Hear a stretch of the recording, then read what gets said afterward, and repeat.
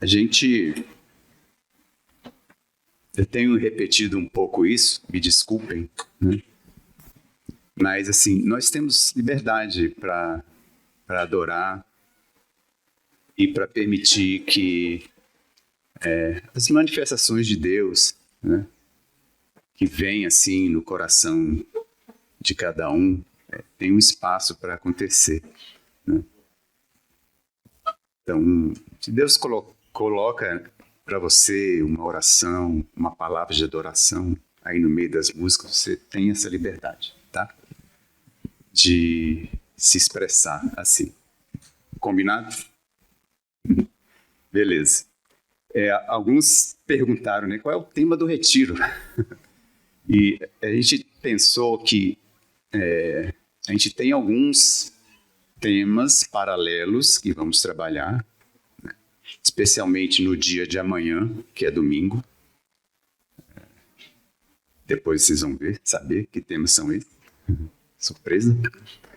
Mas a gente pensou que o tema central, vamos dizer assim, para o nosso tempo aqui, seria o serviço dos santos, né? Então, vamos falar de chamado, vamos falar de serviço, vamos falar de propósito, vamos falar um pouquinho de funcionamento, né? E vamos falar de igreja, obviamente, né? Porque o serviço dos santos, ele acontece aí principalmente no seio da igreja. E aí, para essa nossa abertura desse tema, vamos dizer assim, já que todos as demais meditações que vamos trazer sobre esse tema vão estar pendurados, né? Vão conversar com esse tema inicial, principal, nós vamos dar uma rápida pincelada aqui sobre a igreja. E nós podemos ver, assim, pelas Escrituras, que a Bíblia se pronuncia, né, quando define, explica o que é a igreja, usando 3 figuras, né? A da família, a do corpo e a do templo do Espírito. Então, o nosso propósito nessa manhã é a gente dar uma revisada nesses 3 temas.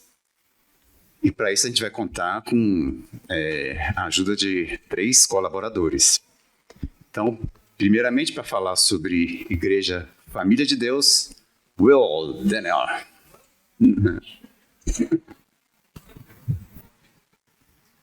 É que eu tive umas aulas com a Dé para falar o nome dele. Bom dia, meus irmãos. Obrigado pela apresentação, Maurício. Graças a Deus. Aleluia. O Senhor está entre nós, amém? Amém? Glória a Deus. Foi-me dada esse encargo de falar sobre a igreja como a família de Deus. Eu queria ler aqui uma passagem de Efésios, capítulo 2, no versículo 13. A gente vai até o versículo 20, mas Paulo, ele tem essa bênção, esse dom de estender o assunto por vários versículos, né? A gente vai parar no versículo 20. Então vocês abram aí as suas Bíblias, as suas espadas, sejam elas físicas ou eletrônicas. Mas agora em Cristo Jesus, vós que antes estáveis longe, fostes aproximados pelo sangue de Cristo. Porque Ele é a nossa paz, o qual de ambos fez um, e tendo derribado a parede da separação que estava no meio, a inimizade, aboliu na sua carne a lei dos mandamentos na forma de ordenanças, para que dos dois criasse em si mesmo um novo homem, fazendo a paz, e reconciliasse ambos em um só corpo com Deus, por intermédio da cruz, destruindo por ele a inimizade. E vindo, evangelizou a paz a vós outros que estáveis longe, e paz também aos que estavam perto, porque por ele ambos temos acesso ao Pai em um Espírito. Assim, já não sois estrangeiros e peregrinos, mas concidadãos dos santos, e sois da família de Deus, edificados sobre o fundamento dos apóstolos e profetas, sendo Ele mesmo, Cristo Jesus, a pedra angular. Meus irmãos, nós estávamos separados e hoje, por causa da morte de Jesus, do sangue de Jesus, nós somos família de Deus. Nós somos uma família. Nós fazemos parte de uma herança só. O sangue que nos une, o sangue de Jesus, é mais forte do que o sangue que me une com o meu pai e o sangue que te une com o seu pai. Hoje nós somos separados para uma família celestial. E essa família está aqui. Amém? Você pode olhar para o seu irmão e dizer assim: você é meu irmão, você é minha irmã. E eu queria destacar além disso, porque nós olhamos aqui, além desse ponto da separação, e hoje nós estarmos unidos nesse mesmo propósito, nesse mesmo objetivo, como família de Deus, o sangue de Jesus. Queria destacar também que Paulo cita aqui que nós somos, obviamente, filhos de um mesmo Pai. É claro, nós somos herança dele. Então, você pode olhar para o seu irmão e dizer: seu pai é o meu pai. O seu pai é o meu pai. O que significa isso? Uma coisa tão óbvia, Wildener. Significa o seguinte, que aquele que um dia decidiu entregar o seu próprio filho para nos unir, está aqui conosco e nos une como família. Eu fiquei pensando, como é que teria sido esse diálogo ali na Trindade, no momento. Isso é muito íntimo, é de cada um de nós, né? Então eu penso o seguinte: Jesus olhou para o Pai e falou assim: Pai, eu quero ir, eu quero me entregar por eles, porque nós estávamos separados, destituídos da glória de Deus, nós estávamos abandonados. O nosso destino não era nada mais, nada menos do que o próprio inferno. Ele olhou para nós com um olhar terno de amor e disse, naquilo que eu penso, na minha fé, olhou para o Pai e disse: Senhor, meu Pai, eu quero ir, eu quero me entregar. E o Pai, na sua presciência, na sua onisciência, no seu conhecimento de toda a eternidade, falou: Filho, vai, eu te entrego. E esse Jesus, ele se entregou e se humilhou até chegar à forma humana e viver os nossos sofrimentos. E aquele sangue que foi derramado na cruz é o sangue que nos une, é o sangue que nos liga, é o sangue que nos torna a família de Deus. Aquele Pai que decidiu: você vai, meu filho, é o nosso Pai. E hoje nós temos aqui conosco o Espírito Santo falando conosco. Meus irmãos, que nesses dias, o Espírito Santo tenha toda a liberdade para falar conosco. Que nós venhamos a dar toda a liberdade para que Ele converse conosco. E é através do seu irmão, é através da sua irmã que Ele vai falar. É através dessa igreja, dessa família, que Ele vai pronunciar palavras santas para nós, aquela palavra rema que vai produzir o devido efeito nos nossos corações, e nós vamos ser transformados. Não será uma palavra que será deixada aqui, mas será uma palavra que será levada para nossas casas e que vai produzir o devido efeito na prática, no nosso dia a dia. Amém? Amém, irmãos?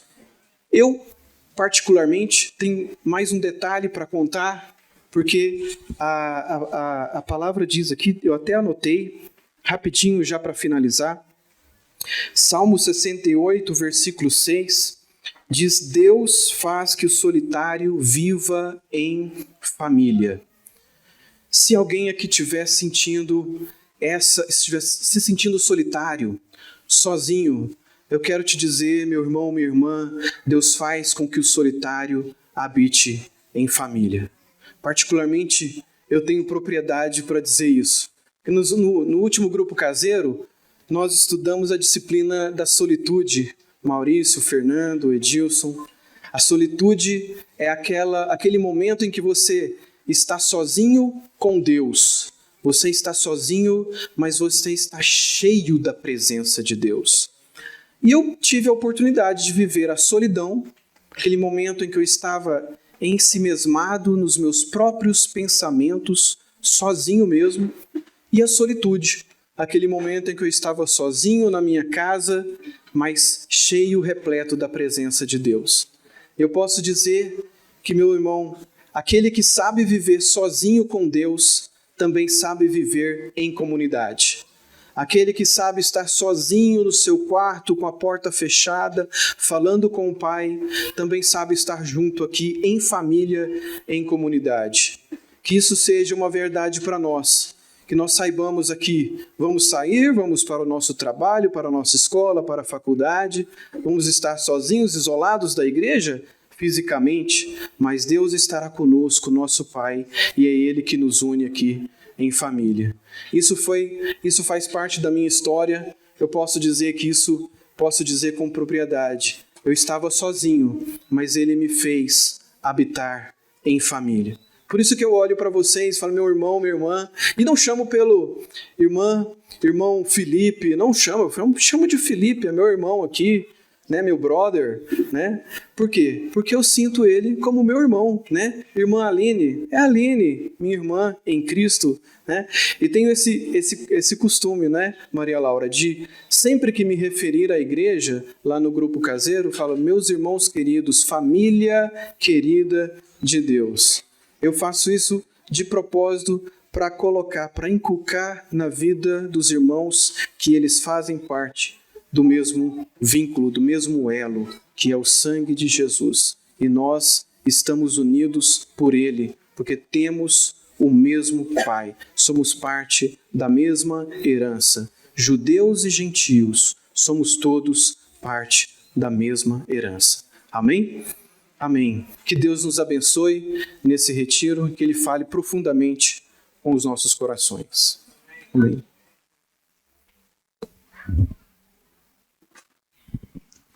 Amém. Graças a Deus, porque somos parte da família dele, temos um Pai amoroso. O Senhor Jesus nos chamou de irmãos. E temos essa família, essa irmandade, essa comunidade de irmãos aqui que é muito preciosa. Graças a Deus por isso.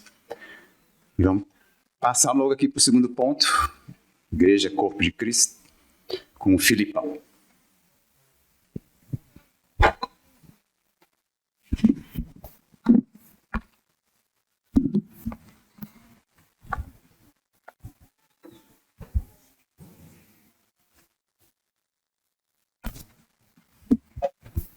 Amém, amados, bom dia. Todos aqueles que eu não consegui ainda cumprimentar. Também é uma alegria poder ter sido convocado para compartilhar aqui um pouco sobre a igreja, né, na metáfora, né, no simbolismo do corpo de Cristo, né. E como o Eudene bem colocou, são temas já de conhecimento de todos. O retiro é para vinculado, então eu acredito que todos aqui têm já conhecimento do que a gente está compartilhando aqui, que é trazer luz aqui sobre revisitar alguns temas, né? Queria inicialmente começar lendo o texto de 1 Coríntios 12, versículo 12.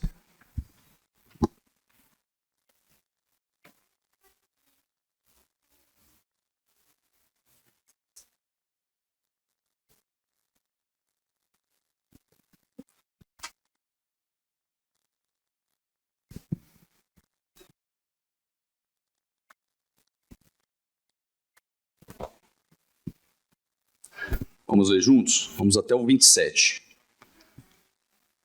Porque assim como o corpo é um e tem muitos membros, e todos os membros, sendo muitos, constituem um só corpo, assim também com respeito a Cristo. Pois em um só Espírito todos nós fomos batizados em um corpo, quer judeu, quer grego, quer escravo, quer livres. E a todos nós foi dado beber de um só espírito. Porque também o corpo não é um só membro, mas muitos. Se disser o pé, por que não sou mão? Não sou do corpo. Nem por isso deixa de ser do corpo. Se o ouvido disser, por que não sou olho? Não sou do corpo. Nem por isso deixa de o ser. Se todo o corpo fosse olho, onde estaria o ouvido? Se todo fosse ouvido, onde estaria o olfato? Mas Deus dispôs os membros, colocando cada um deles no corpo, como lhe aprouve. Se todos, porém, fossem um só membro, onde estaria o pescoço? O certo é que há muitos membros, mas um só corpo. Não podem os olhos dizer à mão, não precisamos de ti, nem ainda a cabeça aos pés. Não preciso de vós. Pelo contrário, os membros do corpo, que parecem ser mais fracos, são necessários. E os que nos parecem menos dignos no corpo, a estes damos muita honra, né? Muito maior honra. Também os que em nós não são decorosos, revestimos de especial honra. Mas os nossos membros nobres não têm necessidade disso. Contudo, Deus coordenou o corpo, concedendo muito mais honra àquilo que menos tinha, para que não haja divisão no corpo. Pelo contrário, coopere os membros com igual cuidado, em favor um dos outros. De maneira que, se um membro sofre, todos sofrem com ele. E se um deles é honrado, com ele todos se regozijam. Ora, vós sois corpo de Cristo, e individualmente membros desse corpo. Amém? Então, o apóstolo Paulo, por vezes, usa essa expressão, né? A igreja como um corpo de Cristo, faz essa analogia. E, pensando um pouco sobre o tema, isso é um conceito fundamental, basilar do cristianismo, né? Aparentemente, e aparece principalmente, né, nessas cartas que o apóstolo Paulo coloca. E também temos uma referência também que eu queria abrir com vocês, em Efésios 4:11. Do 11 ao 16.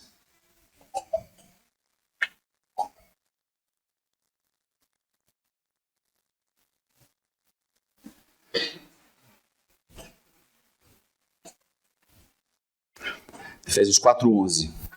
E ele mesmo concedeu uns para apóstolos, outros para profetas, outros para evangelistas e outros para pastores e mestres, com vistas ao aperfeiçoamento dos santos, para o desempenho do seu serviço, para a edificação do corpo de Cristo. Até que todos cheguemos à unidade da fé e do pleno conhecimento do Filho de Deus, à perfeita varonilidade, à medida da estatura da plenitude de Cristo, para que não mais sejamos como meninos, agitados de um lado para o outro e levados ao redor por todo o vento de doutrina, pela artimanha dos homens, pela astúcia com que induzem ao erro. Mas, seguindo a verdade em amor, cresçamos em tudo naquele que é a cabeça, Cristo, de quem todo o corpo, bem ajustado e consolidado pelo auxílio de toda junta, segundo a justa cooperação de cada parte, efetua o seu próprio aumento para edificação de si mesmo em amor. Amém? Acho que são os principais textos nesse contexto que eu quis trazer aqui. Então, a expressão, né, a igreja como corpo de Cristo, significa que a igreja é composta por todos os cristãos, né? Uma unidade orgânica, uma unidade espiritual, né, onde Cristo é o cabeça, como está falado aqui em Efésios 4, né, e nós, os discípulos, né, os seus seguidores, são os membros deste corpo. Aí eu pincelei 4 características aqui dessa analogia, né, da igreja como corpo. A primeira delas é a unidade na diversidade. Né? Somos muitos e somos diversos, cada um com o seu jeitinho de ser, cada um com a sua cultura, né? Cada um com a sua criação, diverso, mas temos o chamado, né? Deus nos fez um, né? Nós temos esse chamado para sermos uma igreja, um corpo, né?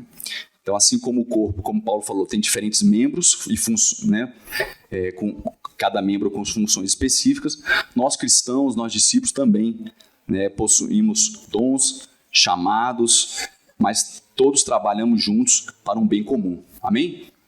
Nosso bem comum é cumprir o propósito de Deus, né, nessa terra, cumprir o chamado do Senhor. Então, o primeiro ponto é a unidade na diversidade. O segundo, que é reforçado muito aqui pelo texto de Efésios 4, versículo 16, que fala justamente que o Cristo é o cabeça. Né? Nós temos um comandante, nós temos um norte, aquela pessoa que Paulo fala, né, a pedra de esquina, pedra angular. Né? Nós temos uma referência, e esse é Jesus. Então, Cristo é a autoridade suprema da igreja, né? E quem nos guia e nos sustenta, né, nessa missão, nesse chamado. Né? E ele discorre justamente esse funcionamento das juntas, dos ligamentos, né, que cada um dá a sua justa cooperação. Então vamos ficar atentos esses dias aí para darmos a nossa justa cooperação aqui com as vidas que estão aqui, com as pessoas que estão nos cercando, com os irmãos, né, durante esses dias. Terceiro ponto, então, o primeiro, unidade na diversidade, o segundo, Cristo como cabeça, e o terceiro, interdependência e cuidado mútuo, né? Nós estamos ligados, como bem colocado aqui pelo Dene, né? Somos uma família, então estamos ligados, temos o mesmo Pai e estamos no mesmo corpo, então seguimos a mesma cabeça, né? Seguimos a Cristo. Então nenhum membro do corpo pode funcionar sozinho, né? Não existe carreira solo, né, no reino de Deus. Então precisamos uns dos outros, né? Os cristãos devem apoiar e edificar uns aos outros. Então a gente tem que ter esse senso de responsabilidade. Porque não dá para dizer, né, o Walter quebrou recentemente o braço e não tem como ele esquecer o resto do corpo, ficar tranquilo, sendo que o braço dele está todo dolorido. Então todo o corpo sente, né, Walter? Então, quando você toma um remédio para curar o braço, afeta o corpo todo, né? Não tem como, dificilmente você consegue isolar, e às vezes uma coisa mais utópica, assim, né, na pele, mas de forma geral você acaba afetando. Então, se um membro sofre, nós sofremos juntos, né? Se um membro se alegra, nós também nos alegramos juntos com esse irmão, amém? Então, o terceiro ponto, interdependência e cuidado mútuo. E o quarto ponto que eu queria trazer, missão e testemunho. Então, esse corpo existe para algum propósito, né? Jesus não uniu todo mundo para a gente ficar entre a gente aqui, usufruindo, né, da bênção que é estar na presença de cada um aqui, nessa comunhão, mas nós temos uma missão, nós temos um propósito, né? Então, a igreja, como o corpo de Cristo, é chamada para continuar a sua obra, né, que ele nos comissionou, né, de fazer discípulos, né, ide por todas as nações, né, batizando em nome do Pai, do Filho e do Espírito Santo e ensinando a guardar, né? Então, essa é a nossa missão, dar esse testemunho. Todo mundo está aqui, eu acredito que tem condição de trazer um testemunho do que Deus fez na sua vida, do que Deus está fazendo, né? Então, esse testemunho é o que vai servir para edificar e para poder outras pessoas se achegarem a Cristo. Então, a gente precisa estar disponível, nossa vida precisa estar acessível, disponível, né, tanto para os irmãos do corpo, como também para que o corpo cumpra esse chamado, essa missão, né? Então, nesse contexto, essa analogia, essa metáfora do corpo, enfatiza essa comunhão que temos que ter entre nós, enfatiza a cooperação necessária que nós precisamos ter entre cada um aqui, né, a sua justa cooperação, o propósito coletivo, né, nós todos temos uma missão muito clara que precisamos alcançar, né, sob a liderança de Cristo, né? Então temos esse chamamento.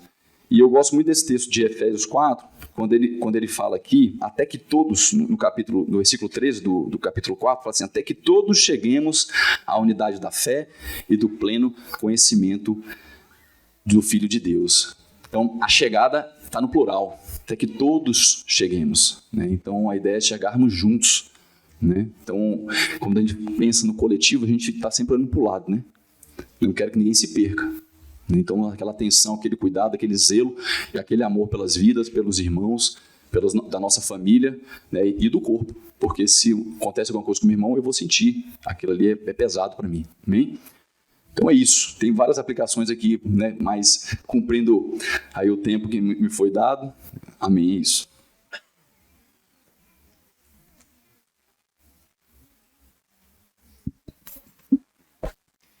gostei do que o Felipe falou, né, quando ele disse qual é a sua participação, né, a sua justa cooperação num tempo como esse, por exemplo. Né? Você pode, dentre outras coisas, já começar o retiro pensando nisso. No final, você ter dado a sua justa cooperação. Mas graças a Deus. Vamos para o terceiro elemento, né? Igreja como templo do Espírito, com Luiz.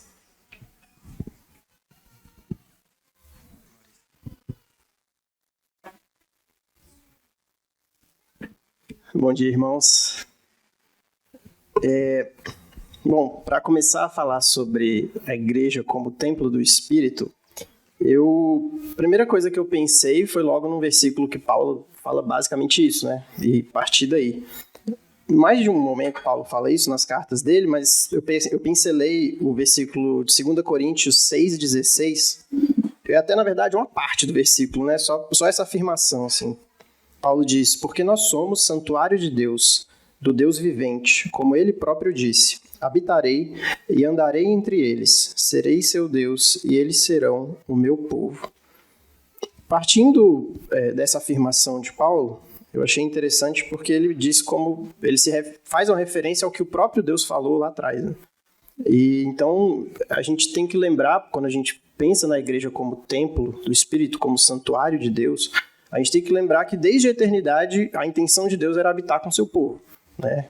O Wildener falou aqui sobre família, a gente sabe que esse é o propósito eterno de Deus, ter uma família, e para você ter uma família, você tem que estar com aquelas pessoas, você habita. Então, assim, o fato de Deus querer habitar no meio do seu povo é muito natural da gente entender. Se ele queria uma família, então ele queria estar com o seu povo, próximo ao seu povo.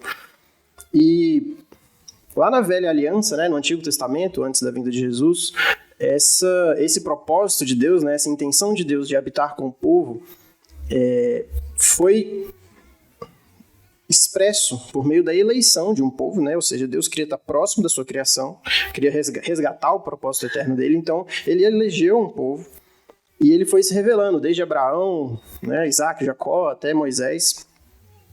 E para ele fazer essa separação do povo, santificar esse povo, ele foi revelando mandamentos e ordenanças e uma série de requisitos para que o povo pudesse ser realmente separado dos outros povos, para que ele pudesse ser o povo de Deus, e para que Deus pudesse estar no meio daquele povo, deveria existir um nível de santidade, porque Deus não existe fora da santidade, ele não comunga com o pecado. Então, por isso essa série de ordenanças naquela época.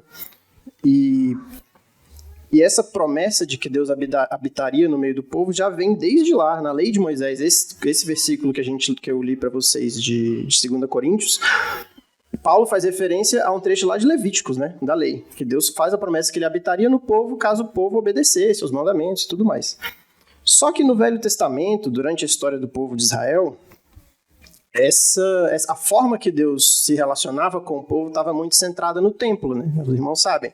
Tinha essa série de ordenanças e mandamentos, e requisitos e cerimônias, porque Deus escolheu habitar ali naquele Santo dos Santos, naquela parte mais santa do templo, e um sacerdote tinha que se purificar, fazer todo um ritual para poder acessar aquela presença santa. Porque se o povo não era santo, Deus não podia estar ali no meio do povo em si, ele estava lá no templo. Mas o que me chamou a atenção, assim, que eu acho que é importante para a gente fazer esse link com a igreja, é que naquela época, essa habitação de Deus no meio do povo, ela era transitória, no sentido de que dependia do templo. E a gente sabe que na história do povo, o templo foi destruído, foi reerguido, destruído de novo, foi profanado várias vezes. Dependendo do rei que estava lá, ele botava uns ídolos lá e não tinha como a presença de Deus estar ali, né? A arca foi roubada, perdida, enfim. Então, Deus nunca desistiu do propósito dele, mas naquela época ainda era realmente uma presença transitória que ia e vinha por conta, enfim, de todo esse contexto do povo de Israel na época. Mas sua vontade era realmente habitar no meio do povo para sempre. Como era um propósito eterno, essa habitação seria para sempre. E aí eu fiz questão assim, de trazer uns trechos de algumas profecias do Velho Testamento que eu acho muito interessante sempre lembrar que a gente, no final a gente acostuma muito a ler o Novo Testamento, né? E nas vezes da minha vida que eu fui puxar o Velho Testamento, ler e tentar ver Jesus, ver as promessas, ver as profecias, é muito legal você pensar que séculos antes vários profetas falaram coisas e e são muito precisos. O cumprimento dessas promessas foram muito precisos, né, dessas profecias. E eu lembrei da profecia de Ezequiel, naquela famosa visão do Vale de Ossos Secos, né, lá em Ezequiel 37. Depois os irmãos podem ler, eu não vou ler o capítulo inteiro, mas só para contextualizar, Ezequiel é levado até aquela visão, tem um vale cheio de ossos, né? E Deus vai ali falando com o profeta para ele profetizar sobre os ossos, e vem e a carne vem juntando os ossos e gera um corpo, gera vida, e constrói ali um exército e tudo mais. E no meio daquela visão, o Senhor fala por meio de Ezequiel, lá em 37, 13, 14... Sabereis que eu sou o Senhor, quando eu abrir a vossa sepultura e vos fizer sair dela, ó povo meu. Porei em vós o meu espírito, e vivereis, e vos estabelecerei na vossa própria terra. Mais adiante, a partir lá do verso 24, 28, eu acho o trecho mais interessante, porque ele fala claramente de Jesus, né? Eu vou ler o 24 até o 28 só porque eu acho, enfim, muito, muito maravilhoso, assim. O meu servo Davi reinará sobre eles. Todos eles terão um só pastor. Andarão nos meus juízos, guardarão os meus estatutos e os observarão. Habitarão na terra que dei ao meu servo Jacó, na qual vossos pais habitaram. Habitarão nela, eles e seus filhos e os filhos de seus filhos para sempre. E Davi, meu servo, será seu príncipe eternamente. Farei com eles uma aliança de paz, uma aliança perpétua.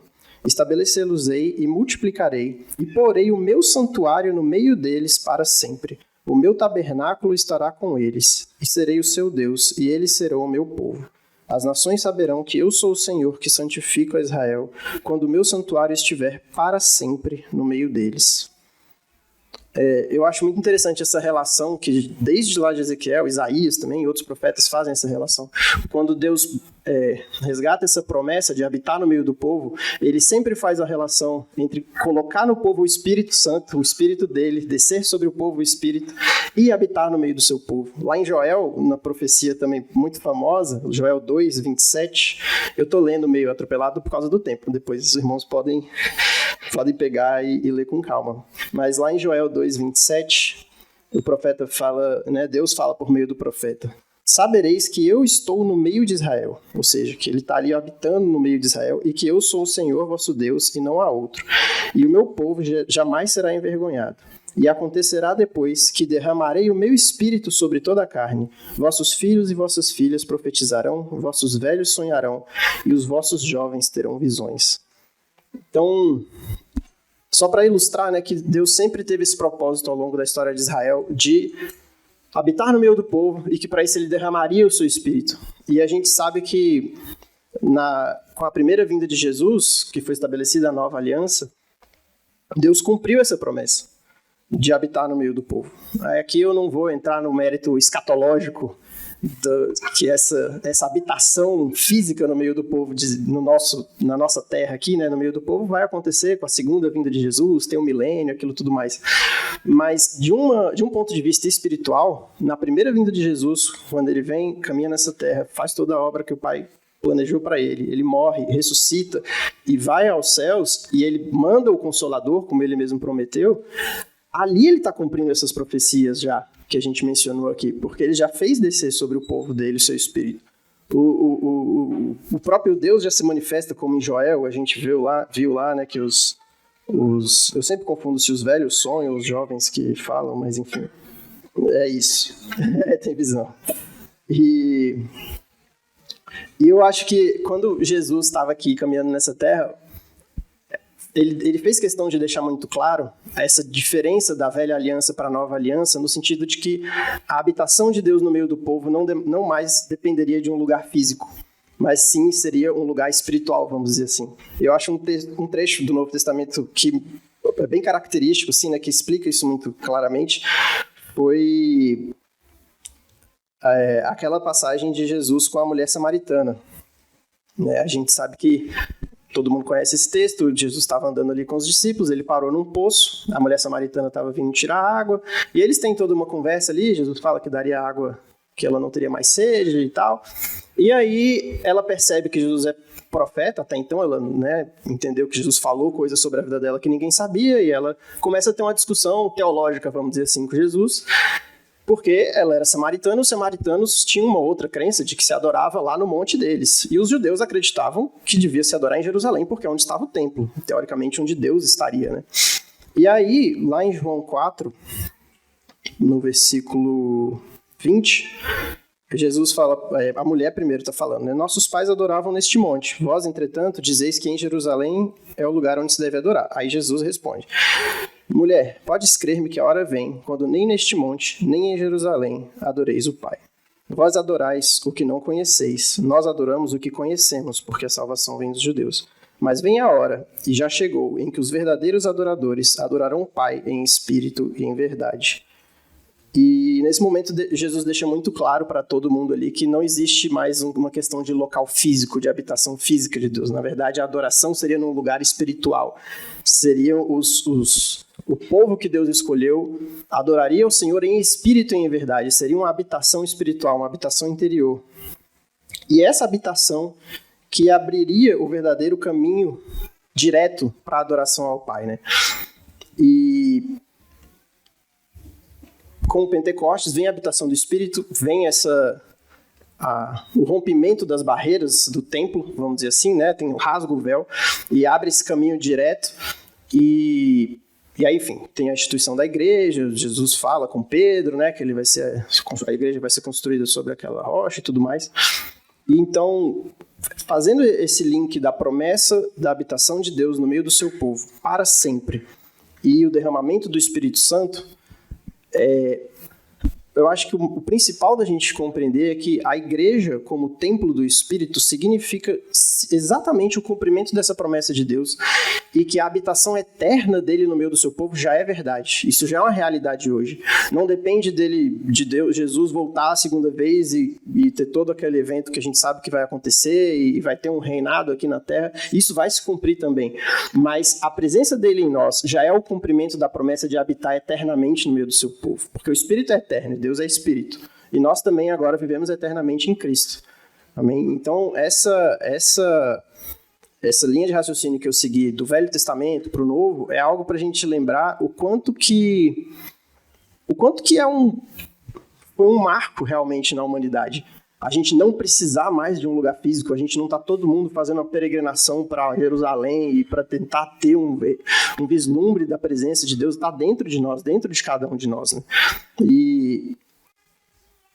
E isso é uma realidade tanto individual quanto coletiva, né? Paulo, das vezes que ele menciona isso, que nós somos santuário de Deus, ele fala tanto num aspecto, ele estava até exortando os irmãos lá em questão de impureza e imoralidade sexual, ele fala, vocês são templo do Espírito, como que vocês vão usar os seus membros para fins escusos, né, para o pecado e tudo mais. E também quando ele fala para os irmãos não se envolverem com idolatria, nem com os incrédulos, não se misturarem, porque é um povo santo, ele está falando ali coletivamente. Então a gente tem essa ideia de que nós, tanto individualmente como em corpo, como a gente falou aqui, o Felipe mencionou, nós todos juntos somos templo do Espírito Santo. E essa revelação, assim, para concluir, ela gera muito temor, né? Porque se você parar para pensar, o Santo dos Santos lá do templo era um lugar inacessível, era um lugar que, cara, quem entrava ali sem estar preparado, vamos dizer assim, era fulminado. E Deus não deixou de ser tão santo quanto ele era, ele continua exatamente a mesma santidade. Então, assim, me gera temor de pensar isso, porque esse é, inclusive, o tom da admoestação de Paulo, quando ele usa essa expressão que nós somos santuário de Deus. Porque tanto eu quanto o meu irmão, se eu estou falando do meu irmão, eu estou falando de alguém que é o templo do Espírito, é alguém que abriga o Espírito de Deus. E ele é tão importante quanto eu nesse sentido, tão importante no sentido assim, tão honrado de ter essa presença quanto eu sou. Então eu tenho que ter muito cuidado no trato do meu irmão, muito zelo, porque eu estou tratando ali de um vaso santo, que está ali abrigando um conteúdo santíssimo, né? Então, isso é um aspecto que gera uma certa gravidade, vamos dizer assim, que a gente não pode fazer pouco caso disso e nem profanar essa habitação de Deus, né? Mas também, essa revelação, ela me gera uma profunda gratidão, né? Eu acho que é um sentimento natural em nós, de você pensar que Jesus te escolheu, Deus te escolheu para ser esse templo, para ser esse santuário dele, para que ele pudesse habitar dentro de você e dentro de nós coletivamente. E E assim, a gente poderia falar muito sobre o que significa ter o Espírito Santo, né? Mas eu sempre lembro que Jesus, na própria conversa com a mulher samaritana, ele fala que você nunca vai ter sede, você vai fluir rios de água viva dentro de você. E se a gente pensar que o mesmo Espírito Santo, como pombo, desceu sobre Jesus, ele coloca em nós também pela imposição de mãos no batismo, e tem um poder infinito, uma fonte inesgotável de consolo, de amor, de prazer, de relacionamento com Deus, e que a habitação de Jesus no nosso meio é o que dá sentido à nossa vida, né? É o que faz a gente se mover, é o que faz a gente ter um propósito, viver nessa família, é o que nos dá esse poder para agir em nome dele, né? Então, é algo que eu acho que a gente tem que ter sempre em mente, né? Não fazer pouco caso dessa revelação, né? Que às vezes a gente pensa assim, só vive a vida e sabe que tem o Espírito Santo e você tem ali seus dramas cotidianos, mas eu acho que Paulo faz esse alerta para a gente sempre se lembrar do como isso é grande, né? Como isso é grandioso, como isso é transformador mesmo, e é a presença de Deus em nós que vai nos transformando de glória em glória, como o Felipe leu aqui, né? Até que todos cheguemos à unidade da fé e do pleno conhecimento de Jesus, e é precisamente por conta da habitação dele em nós que nós somos o seu corpo e que nós somos os membros de Jesus que chegam às pessoas. Nós somos as mãos que tocam os necessitados, nós somos, né, assim, enfim, a extensão do corpo de Cristo que ainda toca nessa terra, que ainda faz chegar o poder do evangelho na vida das pessoas, né? E vem a responsabilidade da missão. Enfim, era isso que eu queria deixar com vocês. Amém?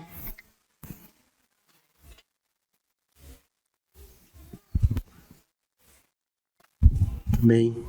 Amados, que a graça de Jesus seja com todos vocês. Excelente a participação aqui dos irmãos.